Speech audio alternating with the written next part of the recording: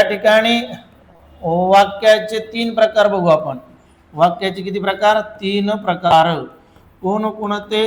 केवल वाक्य, संयुक्त वाक्य आणि मिश्र वाक्य. केवल वाक्य, संयुक्त वाक्य आणि मिश्र वाक्य. केवल, संयुक्त आणि मिश्र. केवल, संयुक्त आणि मिश्र. आता लक्षात घ्यायचं, केवल वाक्य म्हणजे एक कर्ता आणि एकच क्रियापद. सरळ साधं वाक्य असतं, त्याला म्हणायचं ते कोणत्याही काळातलं असू शकतं. वर्तमान काळ असेल, भूतकाळ असेल, भविष्यकाळ, साधा वर्तमान काळ असेल, चालू असेल, पूर्ण असेल, रीती असेल, कोणत्याही काळातलं वाक्य असतो. नकारार्थी असू शकतो, होकारार्थी असू शकतं, प्रश्नार्थी असू शकतं, कसंही असू शकतं, विधानार्थी असू शकतं. सरळ सरळ कोणत्याही प्रकारचं असेल, फक्त त्याच्यामध्ये एकच कर्ता आणि एकच क्रियापद असेल तर त्याला म्हणायचं केवल वाक्य. त्यानंतर संयुक्त वाक्य. आता लक्षात घ्या, संयुक्त वाक्य आणि मिश्र वाक्यात नेमका काय फरक आहे. तर संयुक्त वाक्य आणि मिश्र वाक्य जर आपल्याला समजून घ्यायचं असेल खऱ्या अर्थाने, अंदाजी उत्तर न देता, तर आपल्याला उभयान्वयी अव्यय नावाचं प्रकरण येणं गरजेचं आहे. आता उभयान्वयी अव्यय नावाचं प्रकरण मध्ये काय आहे, तर उभयान्वयी अव्यय. आता या ठिकाणी उभयान्वयी अव्ययाचे 2 प्रकार पडतात. किती प्रकार पडतात? 2. एकाला म्हटलं प्रधानत्व सूचक. आता प्रधानत्व सूचक म्हणजे 2 प्रधान वाक्य जोडलेले असतात. 2 प्रधान, 2 म्हणजे कसे, 2 किंवा अधिकही जोडले जाऊ शकतात, पण 2 प्रधान वाक्य. 2 प्रधान म्हणजे कोण, तर जे मुख्य आहे, प्रमुख आहे, जे एकमेकावर आधारित नाही, असे 2 वाक्य ज्या अव्ययाने जोडले जातात त्याला म्हणायचं प्रधानत्व सूचक उभयान्वयी अव्यय.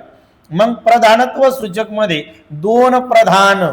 किती? 2 प्रधान अधिक प्रधान, प्रधान अधिक प्रधान, प्रमुख अधिक प्रमुख, मुख्य अधिक मुख्य, अशी 2 वाक्य एकत्र येतात आणि एक वाक्य तयार होतं. त्याला म्हणायचं कोणतं वाक्य?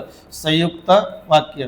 मग संयुक्त वाक्य कसं ओळखायचं, हे प्रधान वाक्य कसे ओळखायचे, तर लक्षात घ्या, प्रधानत्व सूचकचे 4 प्रकार पडतात. कोणकोणते? एक समुच्चय बोधक. चला लक्षात ठेवा, समुच्चय विकल्प, समुच्चय विकल्प, न्यूनत्व आणि परिणाम. आता याच्या शेवटी काय लावा? परिणाम. बोधक लावा. बोधक, समुच्चय बोधक, विकल्प बोधक, बोध करून देतं, न्यूनत्व बोधक आणि परिणाम बोधक. चला आता या ठिकाणी आपल्याला कळलं काय, की प्रधानत्व सूचकचे 4 प्रकार पडतात. कोणते? समुच्चय विकल्प न्यूनत्व परिणाम, समुच्चय विकल्प न्यूनत्व परिणाम, समुच्चय विकल्प न्यूनत्व परिणाम. मग या 4 प्रकारामध्ये येणारं वाक्य कोणतं असणार आहे? संयुक्त वाक्य. त्याच पद्धतीने आता मिश्र वाक्य केव्हा असणार लक्षात घ्या. मिश्र वाक्य उभयान्वयी अव्ययाचा दुसरा प्रकार आहे गौणत्व सूचक. गौणत्व सूचित करतं ते. आणि मग या गौणत्व सूचक मध्ये काय असतं, एक वाक्य प्रधान, प्रधान मग ते पहिलं असेल किंवा दुसरं असू शकतं. मग प्रधान अधिक गौण, प्रधान अधिक गौण, एक प्रधान एक गौण, एक प्रधान एक गौण, तेव्हा तयार होतं मिश्र वाक्य. कोणतं वाक्य? मिश्र वाक्य. चला 2 किंवा अधिक वाक्य जोडले जाऊ शकतात, पण आता समजून घेण्यासाठी आपल्याला एकच लक्षात ठेवायचं, प्रधान गौण, प्रधान गौण, प्रधान गौण, त्याला म्हणायचं मिश्र. आणि इथं प्रधान प्रधान प्रधान प्रधान. मग या 4 प्रकारामध्ये येणारं वाक्य कोणतं असणार आहे? संयुक्त. मग मिश्र वाक्य केव्हा असणार आहे गुरुजी? तर याचे 4 प्रकार पडतात. स्वरूप, कारण, उद्देश, संकेत. स्वरूप, कारण, संकेत. स्वरूप, कारण, उद्देश आणि संकेत. किती प्रकार आहे? 4 प्रकार आहे. बघा 1 2 3 4. याला बोधक म्हणा. स्वरूप बोधक, कारण बोधक, उद्देश बोधक आणि संकेत बोधक. या 4 प्रकारमध्ये येणारं वाक्य कोणतं असणार? मिश्र वाक्य. आता बघा, तुम्हाला यापैकी कोणतं एक लक्षात ठेवा. एक तर प्रधानत्व सूचकचे 4 प्रकार लक्षात ठेवा, समुच्चय विकल्प न्यूनत्व परिणाम. या 4 प्रकारामध्ये आलं तर समजून चालतं कोणतं आहे? संयुक्त. आणि या 4 प्रकारात नसेल तर मग त्याला काय म्हणायचं? मिश्र. 2 वाक्य जोडलेले असतात उभयान्वयी अव्ययानं, तेव्हा ते एक तर मिश्र असतं किंवा संयुक्त असतं. केवळ वाक्य हे कोणत्याही उभयान्वयी अवयवाने जोडलेलं नसतं, सरळ साधं वाक्य असतं, त्याच्यामध्ये कर्ता आणि क्रियापद लक्षात ठेवायचं एकच असतं, दोन दोन नसतात. मग इथं कसं असतं, एक वाक्य हे एक वाक्य, दोन वाक्य एकत्र येतात आणि त्याच्यापासून संयुक्त वाक्य तयार होतं. इथंही दोन वाक्य एकत्र येतात, फक्त आता इथं प्रकार आपल्याला ओळखता आला पाहिजे. समुच्चय म्हणजे काय, बेरीज झालेली असते. विकल्प म्हणजे काय, दोहीपैकी एकाची निवड असते. आणि न्यूनत्व म्हणजे काय, कमीपणा दाखवलेला असतो. आणि परिणाम म्हणजे एका गोष्टीचा दुसऱ्या गोष्टीवर परिणाम झालेला असतो. हे चार प्रकार तुम्ही लक्षात ठेवा. हे नसेल तर मग अंदाज कोण आहे, मिश्र आहे. मी अंदाज म्हणजे असणारच. हे चार नसेल मग दोहीपैकी कोणते चार तुम्हाला जे सोपे वाटेल ते लक्षात ठेवा. मग आता हे उदाहरणासहित मी तुम्हाला सांगणार आहे. आता आधी मी तुम्हाला सांगणार आहे केवळ वाक्य कशाला म्हणायचं.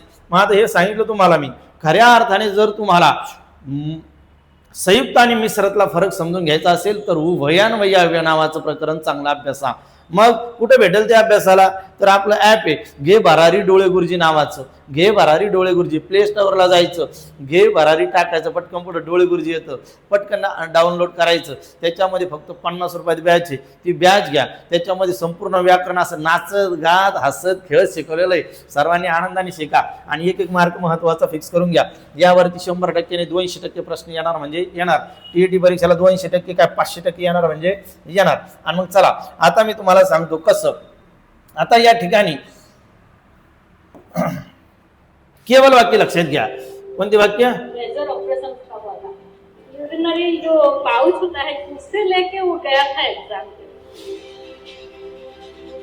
जाहिरात आली का पाहुणे मंडळ, मैंने 591 पे रिपीट किया, अब 690. चला याच्यावरती पण जाहिरात आली 9 मिलियन.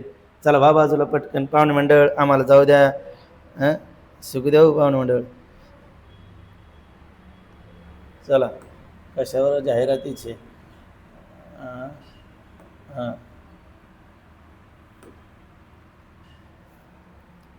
याला कसं बाजूला करा. चला पुन्हा एक काम करू आपण. आलं आता बघा, केवळ वाक्य शिकायचं आपल्याला.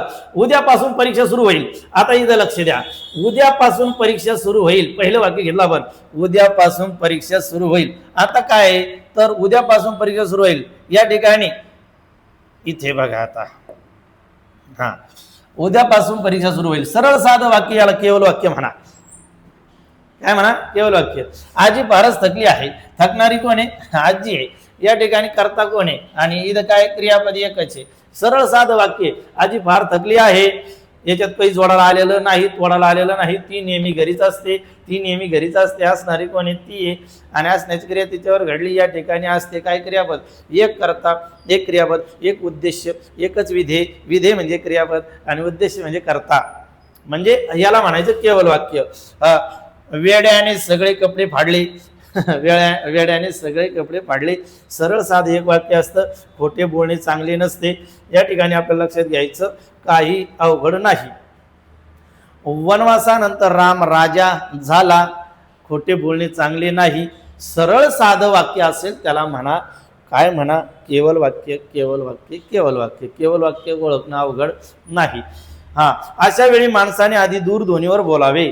काही संकट आलं तर अशा वेळी माणसाने आधी दूरध्वनीवर बोलावे की मी येणार आहे का नाही.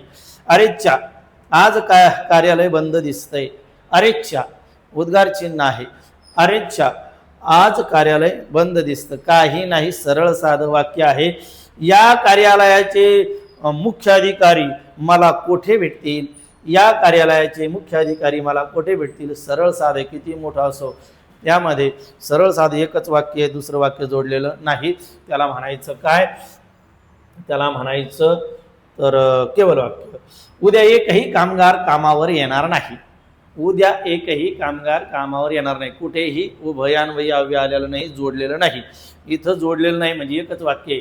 तो रात्री घराबाहेर पडला, एकच वाक्य, केवळ वाक्य. मोर पावसाळ्यात पिसारा फुलून नाचतो. मोर नाच रे मोरा आंब्याच्या वनात नाच रे. मोर पावसाळ्यात पिसारा फुलून नाचतो, एकच वाक्य, काही नाही. रामदेव बाबा औषधी बनवतात, केवळ वाक्य. तिला पपई आवडते, केवळ वाक्य. सरळ साधं वाक्य त्याला म्हणा केवल वाक्य. मोदी विदेशा दौऱ्यावर गेले. मोदी विदेश दौऱ्यावर गेले. सरळ साधं एक वाक्य आहे. तिला पपई आवडते. मोदी विदेश दौऱ्यावर गेले. चला, खेळ संपला. सरळ साधं वाक्य असेल त्याला काय म्हणायचं? केवल वाक्य. आता खेळ चालू झाला आपला खऱ्या अर्थाने कसा की गुरुजी आम्हाला संयुक्त आणि मिश्रतला फरक सांगा. तर आता मी तुम्हाला मिश्र आणि संयुक्तला फरक सांगितला. समुच्चय विकल्प न्यूनत्व आणि परिणाम. समुच्चय सविनिव परिणाम, समुच्चय विकल्प न्यूनत्व परिणाम, सविनिव परिणाम, समुच्चय विकल्प न्यूनत्व परिणाम, या 4 प्रकारामध्ये येणारं वाक्य हे संयुक्त वाक्य असणार. मग आता संयुक्त वाक्य गुरुजी कसं? तर चला आम्हाला उदाहरण सांगा. धन धन धन धन. चला, वेळ वाचवण्यासाठी मला हे असे पीपीटी वगैरे टाईप केलेलं अजिबात आवडत नाही. तोंडी वाक्य घ्यायला आवडतात. धन धन समजून सांगता येतं. परंतु आपल्याकडे वेळ कमी आहे आणि त्या कमी वेळेत मला तुम्हाला जास्त द्यायचं आहे. समुच्चय बोधक, कारण हे मी 8 दिवस शिकवितो. समुच्चय बोधक. विजा चमकू लागल्या, एक वाक्य. पावसाला सुरुवात झाली, दुसरं वाक्य. कशाने जोडलं? आणि ने. समुच्चय झाला. समुच्चय बोधक. विजा चमकू लागल्या आणि भर पडली, पाऊस सुरू झाला. पावसाला सुरुवात झाली. म्हणजे काय घडलं गुरुजी? तर या ठिकाणी भर पडलेली आहे. विजा चमकू लागल्या आणि पावसाला सुरुवात झाली. बघा, हे एक वाक्य आहे. हे 2 वाक्य जोडले कशाने? उभयान्वयाव्याने. कोणत्या? समुच्चय बोधक उभयान्वयाव्याने. मग समुच्चय झाला ना, त्याला चला याला म्हणायचं संयुक्त वाक्य. हे दोन्ही वाक्य प्रधान आहे. समुच्चय बोधक उभयान्वयाव्याने जोडल्याचा अर्थ हेही वाक्य प्रधान आहे. विजा चमकू लागल्या, त्याचं स्वतंत्र वाक्य. ते पुढचं वाक्य असलं नसलं त्याला काही फरक पडत नाही.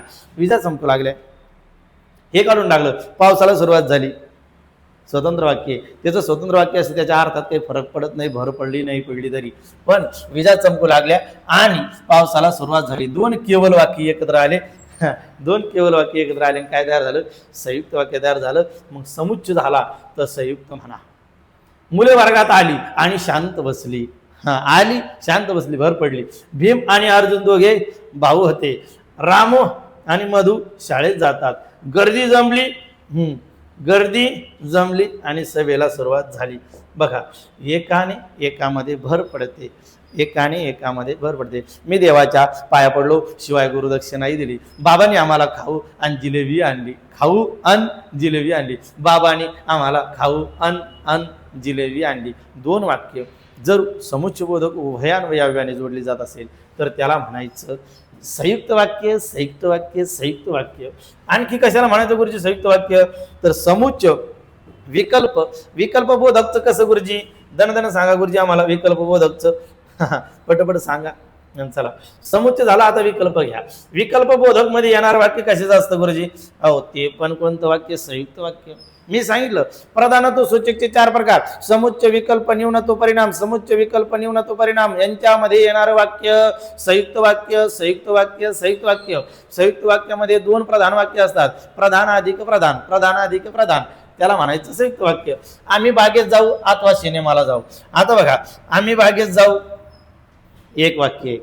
पुढचं असलं नसलं फरक पडत नाही. पण टाकली भर अथवा. आता इथं भर नाही पडली. इथं काय झालं? विकल्प. एक तर आम्ही हे करू किंवा ते करू, किंवा अथवा दिसलं समजून चालायचं विकल्प आहे. आणि विकल्प म्हणजे काय? संयुक्त वाक्य.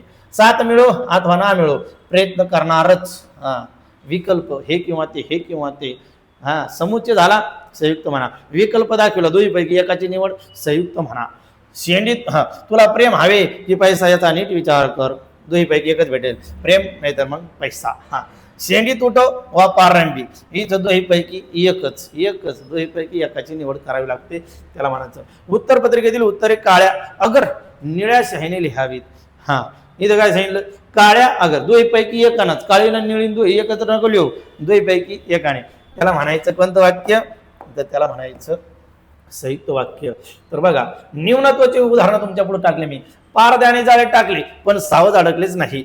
सावज म्हणजे शिकार अडकली नाही. पारद्याने जाळे टाकले पहिलं वाक्य.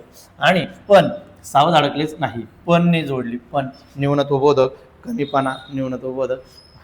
मी खूप अभ्यास केला पण मला मार्क मिळाले नाही. मी खूप पळालो पण मला तो भेटला नाही. संपत्ती मिळावी पण परोपकार करावा. सगळ्यांना माहीत आहे पण लक्षात कोण घेतो. सचिनने शतक झळकविले पण भारताने सामना जिंकवला. तिने स्वयंपाक केला पण पाहुणे आलेच नाही, काहीतरी कमीपणा दाखवला जातो.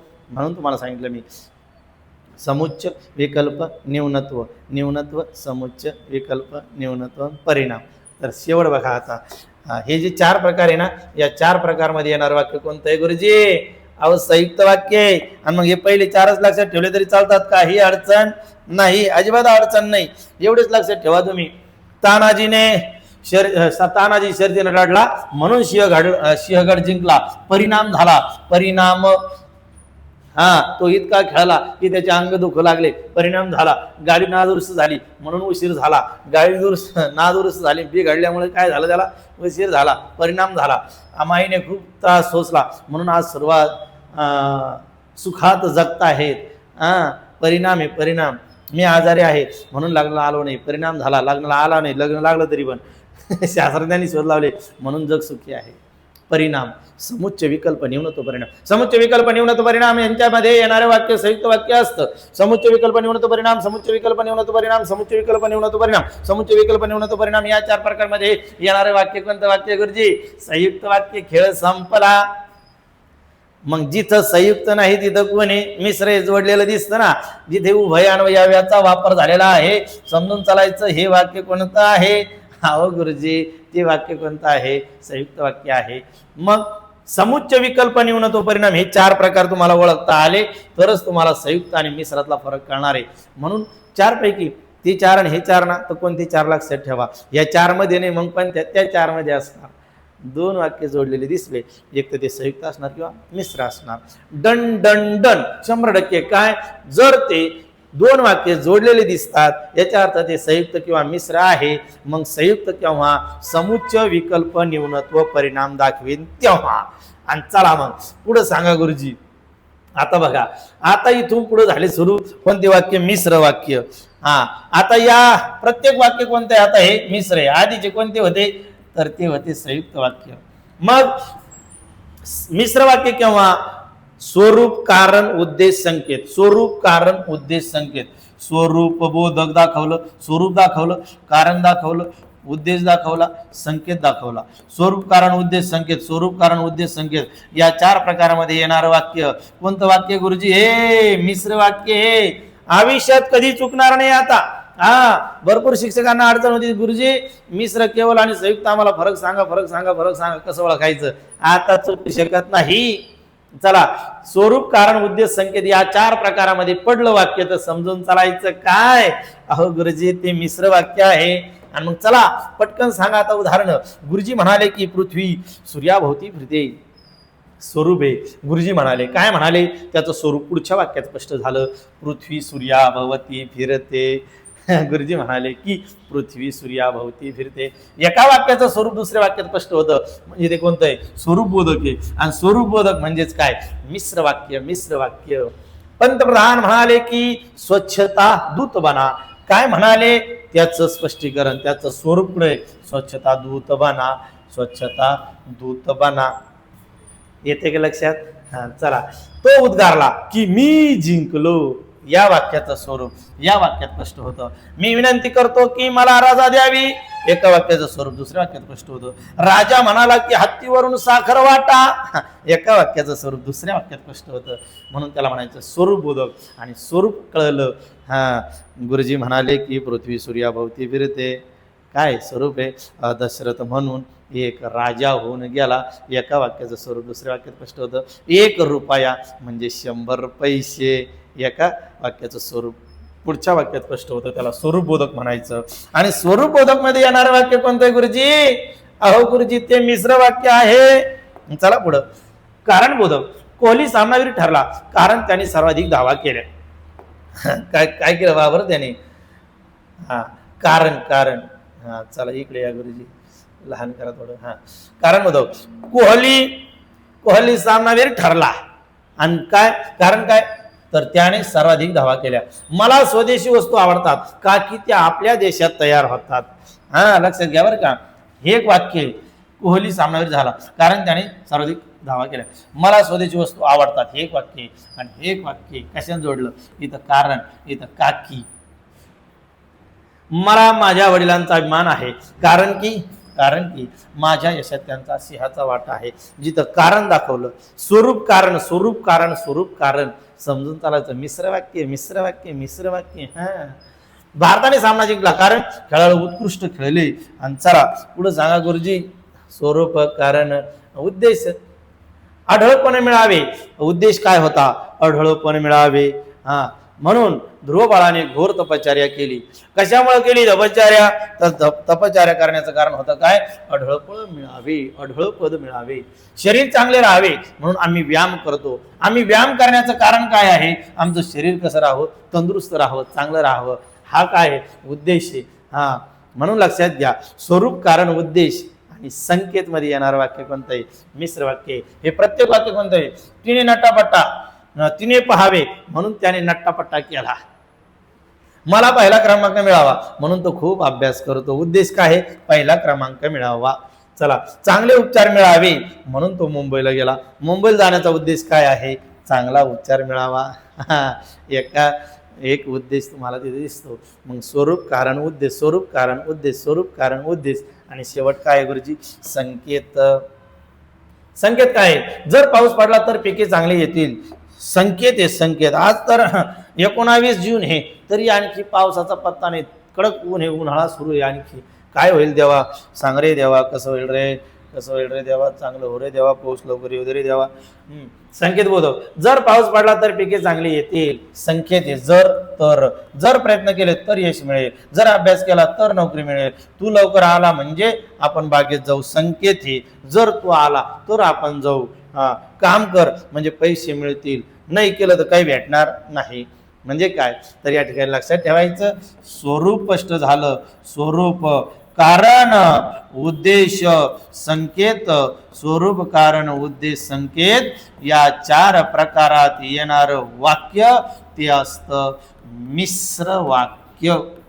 आता आयुष्यामध्ये कधी चुकू शकत नाही. मिश्र आणि संयुक्त वाक्यामध्ये काय असतं? तर दोन केवळ वाक्य एकत्र येतात आणि त्यांच्यापासून नवीन एक वाक्य तयार होतं. मग ते एक तर मिश्र असतं किंवा संयुक्त असतं.